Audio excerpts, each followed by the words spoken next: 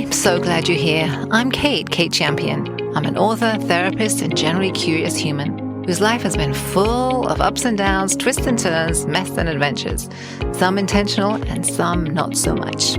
Welcome to Living Big Mindfully, a later in life podcast. Here are 3 questions for you. Are you ready? Are you in midlife or beyond? Or maybe struggling with next steps or finding your feet? Possibly feeling like something's missing, not quite right with your life? Or maybe you have a sense that you're really not living your own truth. Okay, you're right, that was way more than 3 questions. But were there any yes answers? Yeah? Okay, fantastic. That means that you are in the right place and this is the show for you. So grab a seat, get comfy, and join us for inspiring, heartfelt conversations. Conversations with real people just like you and me. Listen in as we chat about life, love, health, healing, and thriving well into our later years. And let's commit to creating honest, fulfilling lives and giving a high five to living big mindfully. One more thing. Make sure you visit katechampionauthor.com. Check out Never Too Late and You Are Limitless, my best-selling books. And while you're there, be sure to download your free hiking guide. And remember, check out our Living Big Mindfully community on Facebook. And please share your favorite episode with your friends. Thank you so much. Okay, that is enough for me. Are you ready? Great. Then let's dive in.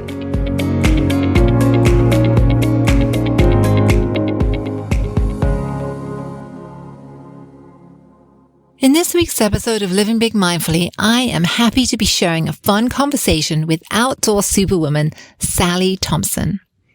This show is all about inspiring and supporting you to get outdoors and explore. Sally is a hiker, backpacker, caver, and repeller, and she's also a friend. We have done a couple of longer trips together, and we've seen each other at our best and our worst. Listen in as we have a few laughs about our personal and sometimes embarrassing trail stories. Sally walks us through the 7 principles for outdoor safety, the hiker's 10 essentials, and the importance of learning to trust your gut. She also gives us some of her pro tips and strategies for first aid, nutrition, hydration, and staying safe on the trail. Then Sally rounds the show off with some very smart sage advice. After this episode, you'll have everything you need to know to get out on the trail and enjoy. Oh, and please remember to check out the show notes because there are a ton of helpful resources to help you along your way.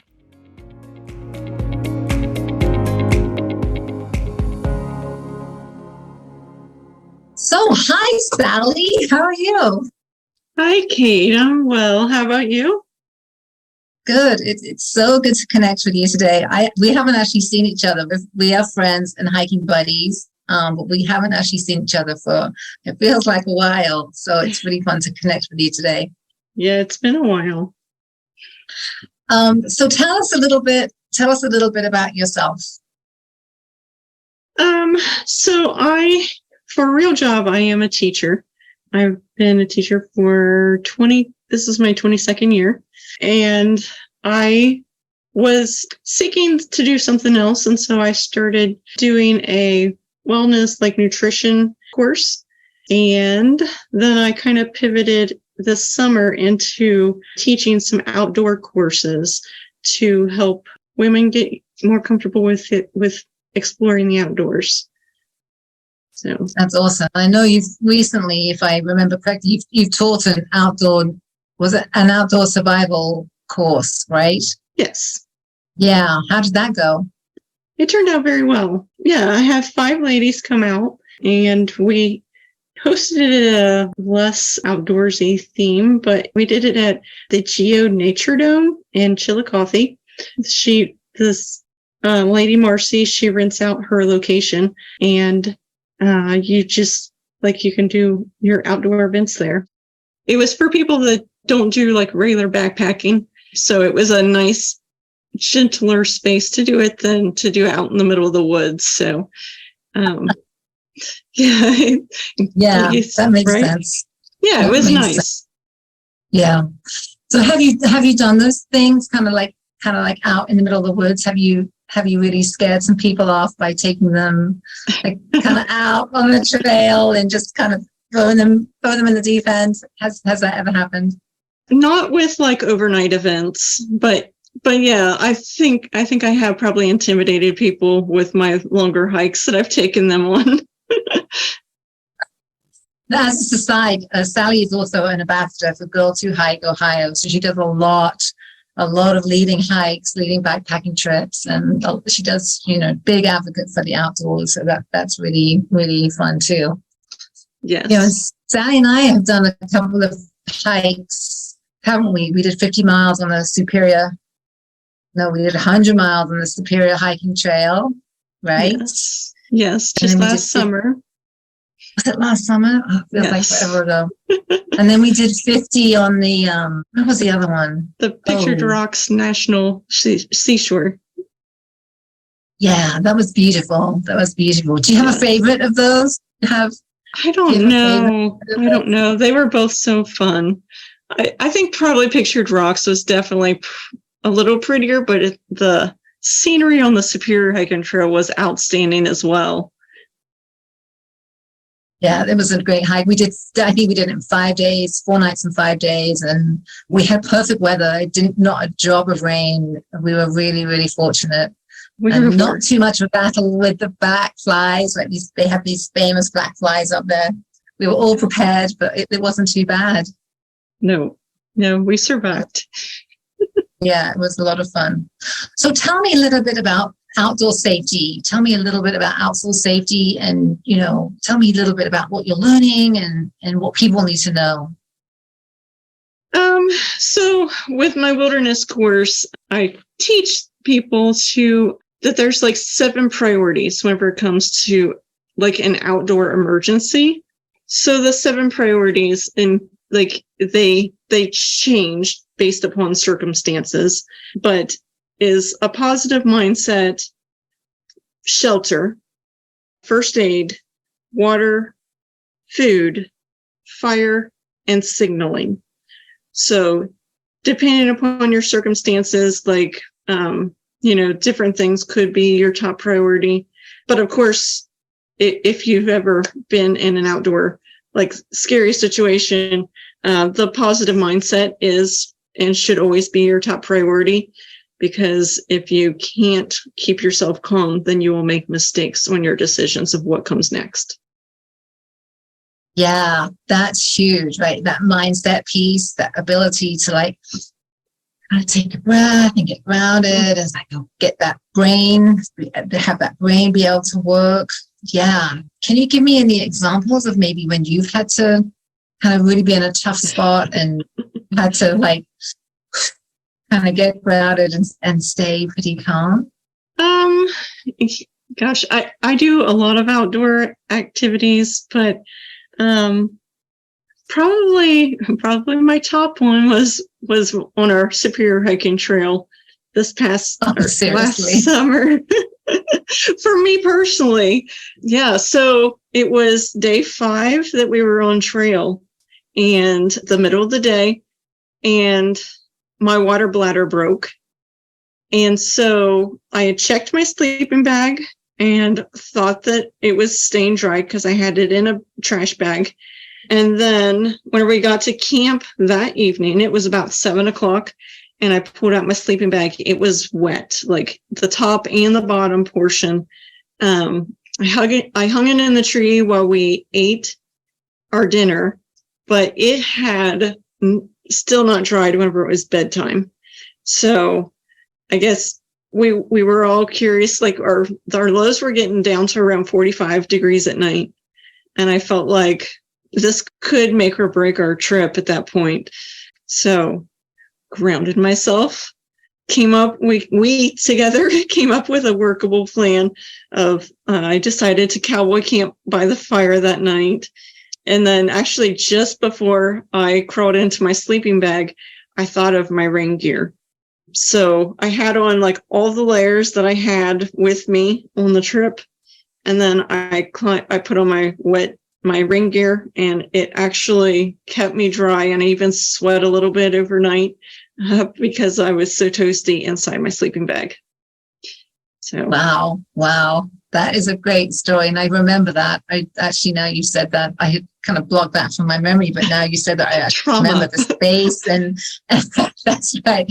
And I imagine we had the most beautiful camp spot right by all the rocks and the outcropping. Yes, yeah, it was so gorgeous. And we got there kind of late. Yeah, we got there kind of late. Yeah, I remember that. That's pretty cool. She was as cool as a cucumber. I mean, I have to tell you, she was cool as a cucumber. Yeah, so that's a great story. Thank you for sharing. So thinking about women, right? So we're both hikers, backpackers, and we're out. I know that you do a lot of solo hiking, and I do too. And one of the questions that I get when people say, you know, do you go out on the trail by yourself, is all this stuff around safety. You know, I personally feel like I'm safer out in the backwoods by myself than I am in a Walmart parking lot. Personally, I feel it's safer out there. But what are your thoughts, right? How would you talk about safety for women, whether they're going out solo or whether they are, you know, in a group? So what are your thoughts about safety and staying safe? So one, I like personally, it starts all in the parking lot for me.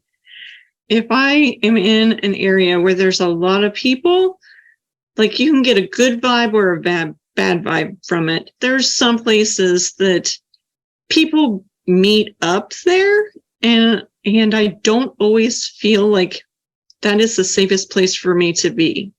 And so sometimes I will go to a different parking lot where there's less people, and like that's where it seems like a lot of like trail runners park, or like, you know, it just seems a lot more family friendly. Whenever I hit up that parking lot, like I feel so much safer from the get go. I can't recommend that highly enough. Like if it's where people just seem to like stop and meet up with other people, like sometimes you just will get that vibe. Listen to your body. Yeah, I think that's a great tip, right? That kind of tuning in and learning to listen to your gut, I think is really important. And frankly, I think it's a skill we've lost, right? A lot of people don't listen to their guts and their body. And so how would you help someone kind of begin to learn again, to kind of tune into their gut and tune into their instinct? Tell me a little bit more about that.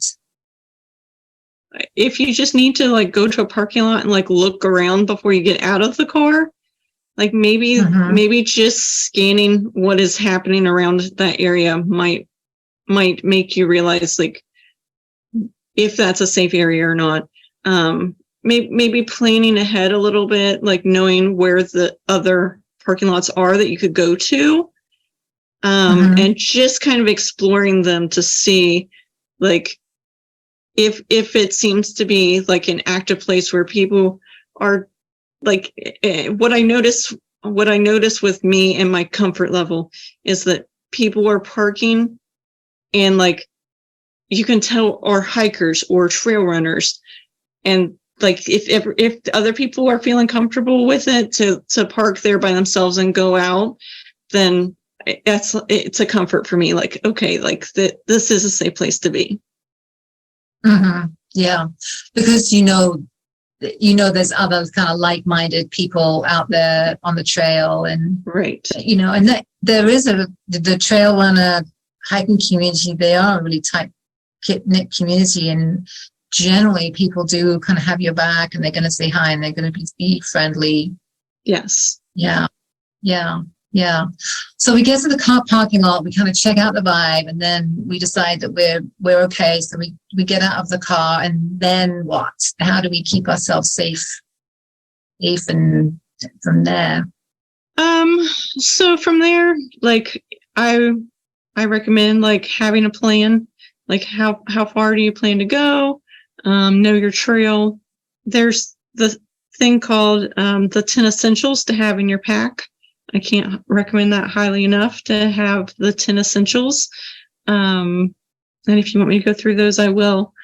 But Yeah, I'll put a link in the show notes. But yeah, go just run through the 10 essentials if you have them there and you have them on the top of your head. But thank you. I will definitely put a link in the show notes. Yeah. So the 10 essentials are: you have something for navigation, something other than just your phone, sun protection, a light, stuff for first aid, shelter, a repair kit and tools, fire, nutrition, hydration, and additional clothing. So that's highly recommended for anything over 2 miles. Wow. That feels like a lot of gear. That feels like a lot of gear. Are you able to kind of pack that down pretty light, pretty small? How do you navigate that? I have a kit that I keep in my bag, so it's always there if I need it. And of course, like a lot of like first aid kits that you might be able to find at like a Walmart or something like that is not going to have what you need in it per se. So make sure you look at that kit ahead, know what you actually have in there. Because the things that you're going to need most is like for protecting yourself from blisters or headaches or Benadryl if you are allergic to bees or whatever. Yeah, like that kind of stuff. You want to make sure you have it in your pack. So. Okay, so the first aid kit that you need on the trail is going to be different to the one that you need to get off the shelf. So you said run that. What would you imagine you need in the first aid kit for kind of backpacking or hiking? I mean, it's different for everybody and like what all the environment you're going to be in. But you want to think about like the typical things that happen while you're on trail. So like blisters are common. So you want like a moleskin, or you could use like duct tape. But a lot of duct tape does come loose, but moleskin is a little better for protecting you from blisters. You need ibuprofen or maybe even Tylenol if you're worried about people having heart attacks. Benadryl for allergies. You would want like a wound kit for just in case like there was a major injury. So like tourniquet, a splint, like a quick clot kind of gauze, gloves for changing bandages. Yeah. Oh, and one of my top choices is carrying electrolytes. Okay. A lot of people have dehydration while on trail, and so I always carry like a ton of electrolytes to share with others when need be. That is a great point. That is a great point. I can really connect with that, right? When you've been out and it's been hot and you've just been hiking all day, I mean, you can really, really lose a lot through sweating. Yeah. So there's electrolytes. I think in our hikes, I remember you and Heather were really good about drinking electrolytes, putting them in your water and kind of using them like kind of most of the day, right? It seemed to really help. Yeah. I, on the other hand, tend to feel it in my body, and then I'll like, oh my gosh, I'm dragging a bit. So then I'll put an electrolyte in the water, and then, or usually I might do it first thing in the morning, right, to give me a bit of a bump for the day, and then I'm usually fine. But yeah, those electrolytes are really helpful. There are so many out there. Is there a particular brand that you like? Because I know some people are sensitive; they can kind of upset their stomach a little bit. Is there a brand that you like electrolyte wise?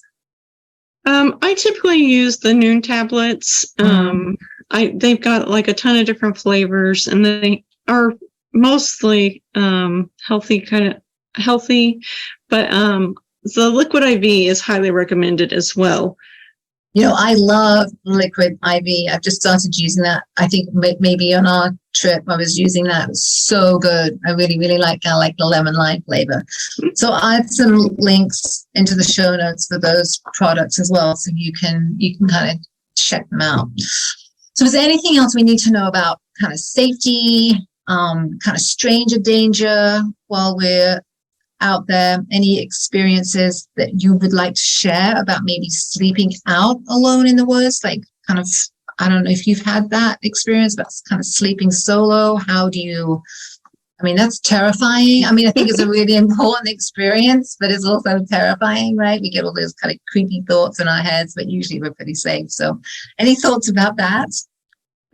So I have not actually camped out by myself before. But I've been on many trips where I was the lead. So I feel like whenever you're the leader of the trip, like it does give you a little more anxiety and like makes you a little more cautious about what's happening around you.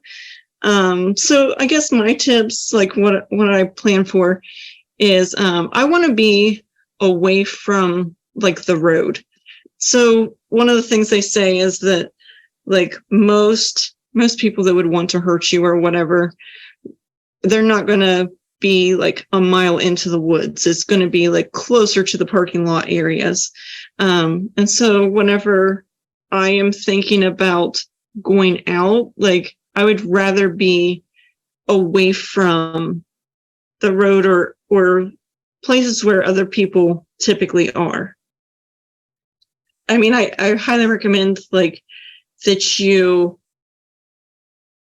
carrying the essentials so that you do have everything that you need, and just plan ahead. So, I mean, if you plan ahead, you're going to feel a lot more comfortable anyway. So it's going to help with your positive mindset, right? But it's going to be best for you in the long run altogether. So you're going to want to like make sure you know where your water sources are. Probably even before you even go out, like make sure you know your route that you're taking, you know where the water sources are. Have your alternative exit plans, and plan it out as much as you can, and make sure that somebody at home has your plan, your scheduled plan, and those alternative routes. So if you would decide to bail on your trip at any point, they would know which routes you're planning to, like you have as your backup for exiting. So they know where to look for you if something would happen and you didn't return when you said you're coming. So like I said, you also, you want to have somebody that's going to know, like, know your basic plan, know when to contact authorities if you didn't arrive where you're supposed to. Like there are the different devices that you can carry that will like let them know where you are. And those can be helpful, but they also sometimes don't work. So you do kind of have to think ahead for that. So you always want to have like, here is like the point of like last return. Like if I don't arrive by this time, it is time to contact the authorities or whatever. And of course, one of my other big tips is to make sure that you train for your hike. Know what kind of terrain you're going to be getting into. Do what you can to be prepared for the elevation, the heat, the weight that you're going to be carrying. All that is placed so much into your hike and whether or not you have a good time. So. Yeah. Wow, those are all amazing tips. I guess the ones that stood out for me were the water. I don't think people really think about how vital the water is, and checking, right? So this is if you're going on a longer hike, right? Maybe a day or a multi-day, really looking at that. I love paper maps. So looking at the paper map and really looking at your exit strategies just in case you need to get off the trail and you have to detour, but also really looking and making sure that not only that there's ample water, but also that it's there at the time of year you're going. Because I know that when I did the Triple Crown in I think Virginia, there's usually ample water, but we had just hit a dry season And a lot of those little streams and little, places you could usually pick up a trickle of water, they were all dry. So we had a whole mountain stretch on the back there with literally no water. But we were able to plan for it. We were able to, carry in 2 and 3 liters and just, we know that it's going to be a while until we get to the other side of that. That's so important. Yeah, really important. You're very good at that. I know whenever we did our Superior hiking trail, you were always like, okay, like today, this is our route. This is where we're going to stop and get water today. Like, you were very good about checking ahead, making sure like each day before we even started that we knew where our water sources were for the day. And then whenever we had, places where we could get off trail, we always discuss like, is there any needs at this point? Like, do we need to take this exit? And, we made our decisions from there. So. Yeah, I think it's really important. And that's one of the things that I was ground into me when I was learning right in the beginning, learning to kind of backpack, is that type of safety thing.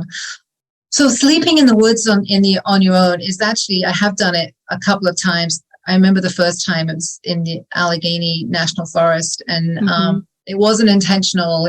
I was doing the Allegheny 100, and I just got to the point in the middle of the night, I don't know, 4 o'clock in the morning or something. I was just exhausted. It was getting dark, and I knew that if I kept going, I was probably going to fall and break something and have an injury. So I made camp in the middle of the woods all by myself. I found a little kind of spot, and it was by water, and just got into my little tent, and I had my knife and my pepper spray, and I was laying there, and I can't tell you, there's so many, you hear everything, every crisp and crackle and crunch and howl, and your imagination goes wild.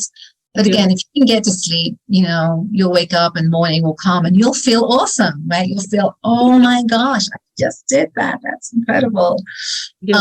But yeah, it's, you just have to fight a lot. Again, mindset wise, you really have to fight a lot of those kind of creepy, scary horror movie thoughts that, someone's going to come and, definitely do whatever in the middle of the night. Yeah. But it was all good. It was all good. Yeah, but it's actually fun. I like to go with 2 or 3 people. I'm kind of a small group person, so 2 or 3 people out in the backwoods. That's a lot of fun. Yeah. So how about you, Sally? Any experiences that you would like to share that, pertinent to kind of safety and navigation and kind of helping people out, helping people stay safe? I mean, I've taken a lot of groups out, and like with the Girls Who Hike Ohio, I do lead like the powerhouse hikes.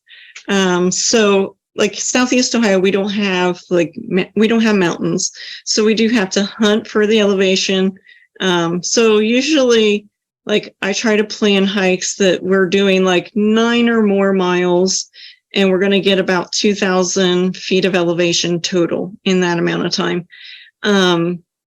And there's a lot of flat land in Ohio. So whenever people from the flat land country come to my hikes, they are a little surprised. Okay. So we have, I have to help them through the fueling of their hikes. So I help them by discussing like, stopping to eat, snacking through the trip, make sure they're getting some carbs and fats, that they're keeping up on their electrolytes.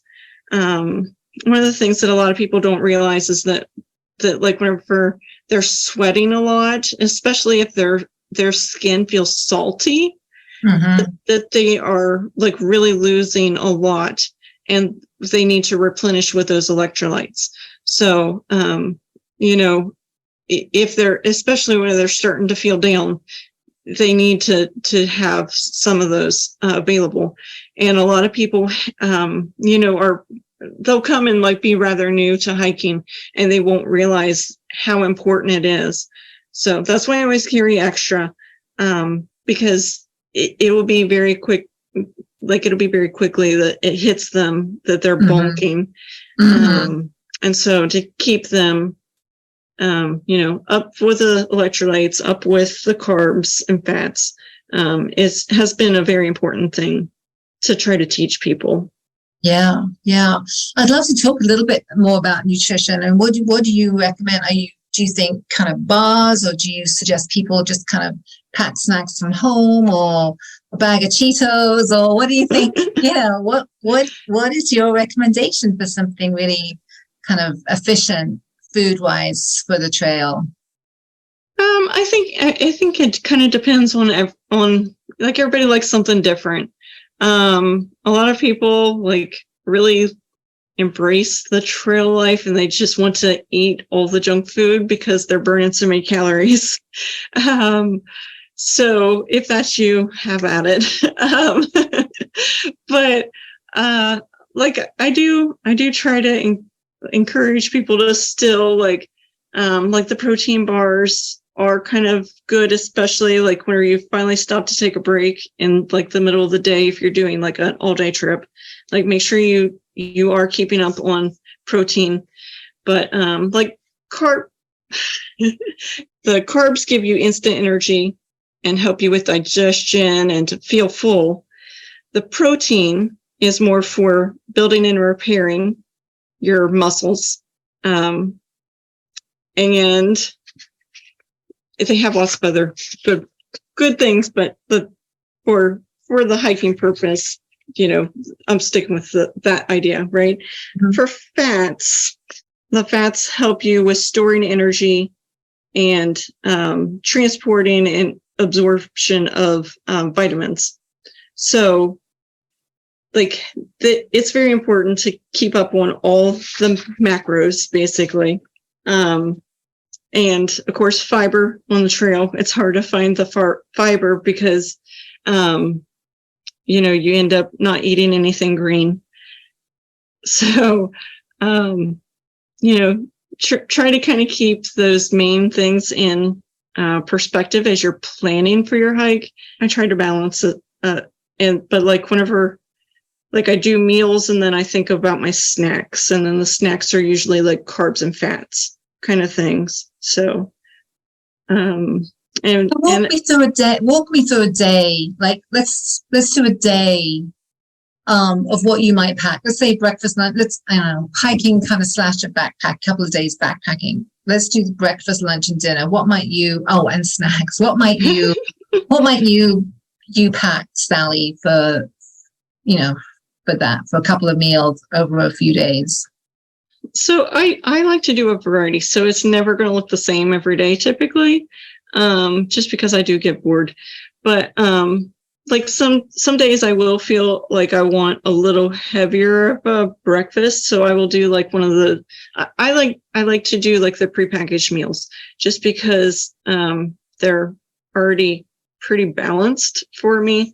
So I like the scrambled eggs with a little bit of bacon and the veggies in it. Like that, mm-hmm. if I'm feeling like I want something a little more, that's what I'll go with. But I also like the oatmeal mixes that have you can put the peanut butter in it. Mm-hmm. Because that can also really fuel me. And if flax seeds in it is another tasty way to go for me. Mm-hmm. So one of those kind of breakfasts, and then of course I do electrolytes in the morning because I sweat a lot and I have a very salty sweat. So I usually I take some electrolytes in the morning. Then I go throughout the day, and sometimes I won't need anything until lunchtime. But if I do need a snack, like, it'll be usually something with peanut butter on it. Mm-hmm. Peanut butter is one of my go-to things. And so it might be like a peanut butter and cracker, or peanut butter and, like, I found some like sesame seed crackers the one time. They were so delicious. Mm-hmm. But yeah, like anything like that. And then for lunch, like you could do like a tuna. Sometimes that's too heavy for people's stomach, and I totally get that. But like a tuna or a protein bar, and then usually something with like peanut butter or something on it again. And then if I need another snack later, it might be something a little more sugary. Like sometimes at this point, like I'll do totally forgetting what they're called, but like those gel little sports beans. Yeah. Like, okay. Yeah. I don't like the ones with caffeine in it, but some people do really like the caffeine ones. Mm-hmm. But yeah, like, cause they have like some of them you combine with vitamin B12 in them. Mm-hmm. And, that's a nice pick me up if you're really starting to slow down and, lose motivation. Mm-hmm. But yeah, then at the end of the day, like I like a heartier meal, and like for a dinner thing, like I'll do, and of course, like once again, I do the packaged meals. So like, which I know like a lot of people are like tuned in enough that they can make their own. And that's not me. I don't have the energy or time for that, but I love the idea. But like the Peak Refuel, they put extra protein in those meals. And, the extra protein I feel like is really good for me. And, because depending upon how hot I have been that day, like a 2-serving meal is sometimes what I can eat. Now, if I'm too hot, like I might not be able to eat the full 2 servings. But, that is one thing that you can do is like try to portion your meals so that like if you are one of those people that can only eat like 1 serving, you can portion your meal so that you're not cooking all of that in one sitting. But personally, I do need that much fuel at the end of the evening. So a 2-serving meal works for me. And of course, more electrolytes at that point for sure. Right. Yeah. It's funny, isn't it, how bodies are different. When I'm the first couple of days that I'm out on the trail, especially not so much hiking, but just backpacking, like walking for hours and hours, and you got the weight and all the rest of it, I tend to lose my appetite, right? So I tend to, my hunger, I don't get so hungry. It's like not until about day 3 or 4, and now I'm starving. I just want to eat everything in sight. I'm also not a meat eater, right? So I have to really think about my protein. So I usually do an oatmeal, like an overnight oats, and I'll put a couple of scoops of protein powder in that. And so there's tons of ways to get creative. A lot of nuts, a lot of dried fruits. I love that on the trail. Peanut butter and jelly in, which gets kind of messy, but in those tortillas, right? You can just kind of roll it up and make kind of a quick sandwich snack. And Snickers are amazing. They got it all in there, right? All the food groups are in the Snickers. Right. Yes, we all have to have our own special trail snack. So definitely. Do you have a favorite? What's your like must have on the trail? I like to bring gummy bears. Oh, that's cool. And Twix. You turned me on to Twix in the winter because we did that one really long hike, and I cannot tell you how the Twix like hit the spot. It's so cold weather, Twix go together. Yeah, I think that's the day we had hot chocolate. We were trying to do this winter hiking series. I would hike and have hot chocolate, and I think I must have bought Twix or something that day. Did. But yeah, that really hits the spot. So I agree. I think that's the time, or whatever you want, right? Whatever you want, have it, right? If it's gummy bears or I don't know, Twinkies or whatever makes you comfortable. Because at some point you're going to be hating the day, and the next you're going to be hating life. Very true. What am I doing? I hate this. So, and that can really give you a boost, like kind of mentally and physically. That thing can really give you a boost. So I really encourage that. Yeah, I agree. Yeah. So we talked a little bit about tips for sustaining energy, right? The kind of the fats, the proteins, and the carbs and things. What about if you're helping coach somebody get outside, like for the first time? What are some tips and strategies you might give to that for that person for safety, maybe for gear, and then also for food and hydration, right? If you're encouraging somebody the first time, how might you support them? I recommend a good pair of shoes or even boots if that's what you want to do. But find a friend and just find the closest trail and get out there, because being outside is like such a mood booster. If you've been in like a funk, it's amazing how many people come out with me and they'll just be like, this is exactly what I needed. So, I mean, it doesn't have to be perfect. It doesn't have to be science. Like, just get out there, like, enjoy nature, like, look around, touch the environment. Like, it is such a mood booster. I can't recommend it highly enough. Yeah, no, I love that. And I 110% agree, right? Sometimes I think we overthink things and we overcomplicate things, and we find lots of reasons in our brain why we can't do something. But I love that. Find a friend, or I would say find a group, right? Like go on like Facebook or meetups and find a group. And if you just want all women, there are all female groups out there. I know there's one in our area. Girls Who Hike Ohio is a great one. I would highly recommend. I think they're all over the country, so you could easily hook up with an all-female hiking group. And they have all levels, right? They have beginner, they have intermediate, they have advanced. I'm sure they have backpacking opportunities. Yes. And so I really encourage people, if they don't have a buddy, to go out and connect with a group. Yeah. Yeah. For sure.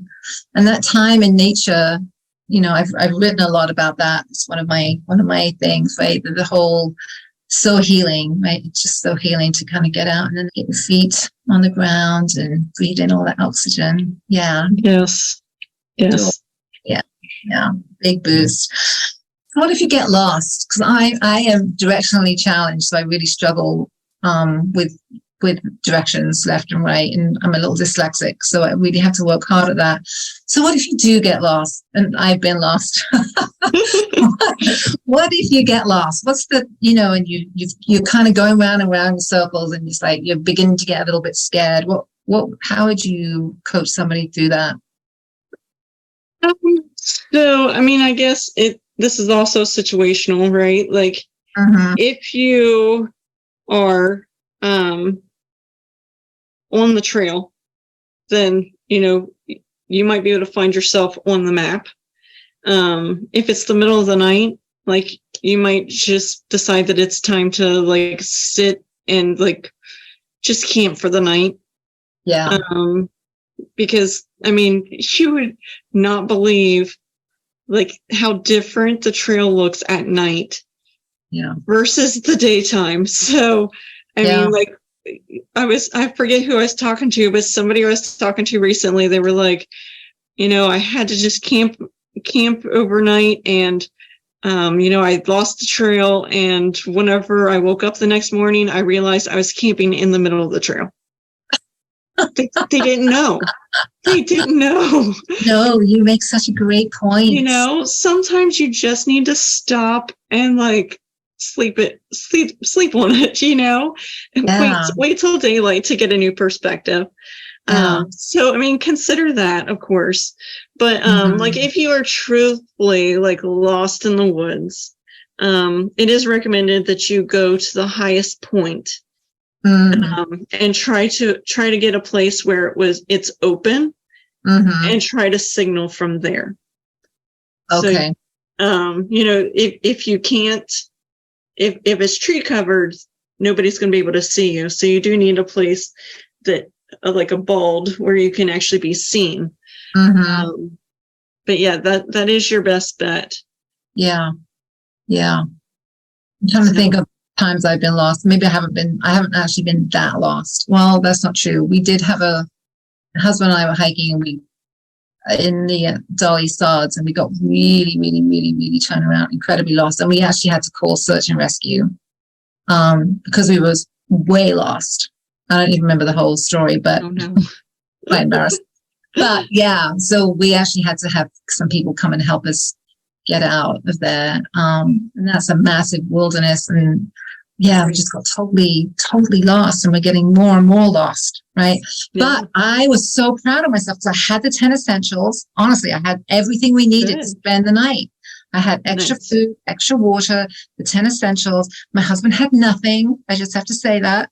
We were fine. We would have been fine to have to hunker down overnight and wait till the morning. But yeah, so this stuff is really important. You think, I'm a pretty experienced backpacker and hiker, and if I can get lost, I think, it can happen to anybody. So just be prepared, Yes. Yeah. Yes, definitely. And like if you can take like a navigation course, those are pretty helpful. I don't offer those yet, but I am hoping to be trained soon, and hopefully I can help others with that skill as well. But like navigation courses, a wilderness survival course, like any of that is going to help you learn the skills that you might need to self-rescue. Yeah. But for the person that's just starting out and they want to get their toes on the trail, you don't have to worry about any of that. I mean, obviously make sure you got some food and water and the basics, the 10 essentials. Just go have some fun. Go for an hour or two and just have some fun and increase it slowly and connect with some like-minded people. So I'm going to put a ton of resources in the show notes. I'll put a link to the Girls Who Hike. I have actually a free hiking guide. If you haven't picked that up yet, I have a free pocket hiking guide, which has a ton of tips and strategies and stuff and resources for people. So you can download that. It's free. And I'll put some of this other stuff in the show notes. So before we end here, what is your piece of sage advice? I ask every guest, if there's one piece of sage advice you could share with people, what would it be? So I think my sage advice is just to make sure you plan ahead. Try to think of anything and everything that could go wrong and try to plan ahead for it. Train for your hike. Know your water sources. Have your exit plan. Make sure somebody at home knows your route. And one of the big things is that I recommend for people is that you check either if it has a website, check the website for where you're going so you know where all the closures are. You have emergency numbers.